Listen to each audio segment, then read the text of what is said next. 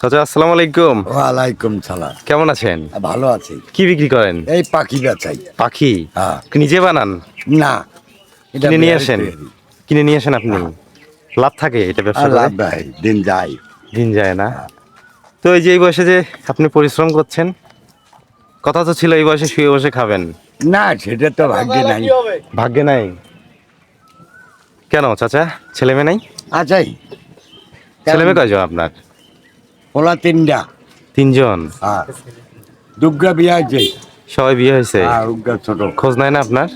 নাই, তাহলে যে যে কাজ করেন এই বয়সে? তা কাজ করবো না। এই বয়সে বসে খেলে তো দুনিয়া খাওয়া যায়। আচ্ছা, তো চাচা আগের দিন কেমন কাটতো? আর না, বর্তমানে আগের চাই ভালো আছে। আগে তো সন্তানদের জন্য কিরকম কষ্ট করতেন আগে? আর না, ভালো কষ্ট করছি। একটু বলেন শুনি, আগের দিনের একটু পুরোনো দিনের কথা তুললাম। পুরাদিন কামনে ভাত ঘুমের ভাত খাইতে দিন গেছে। কাউনের ভাত গমের ভাত খাইতেন? তরকারি কি ছিল ভাতের সাথে? তরকারি ছিল, তখন একটু দাম কম ছিল, পয়সার অভাব ছিল। আচ্ছা, ছেলেরা খোঁজ নেয় না বেশি একটা না? আপনি এই যে বয়সে পরিশ্রম করছেন, কষ্ট করছেন। চাচি নেই? চাচি বেঁচে নাই? আছে আছে। আছে? কোথা থেকে আসছেন আপনি এটা বিক্রি করতে? জল ঢাকা। জল ঢাকা, নীলফামারী?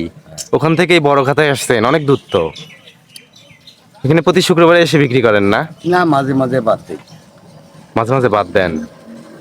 তো ঘাড়ে নিয়ে ঘুরতে হয় আপনার, প্রচুর পরিশ্রম করতে হয়। ঠিক আছে চাচা, ভালো থাকেন। হ্যাঁ, আসি। আসসালামু আলাইকুম।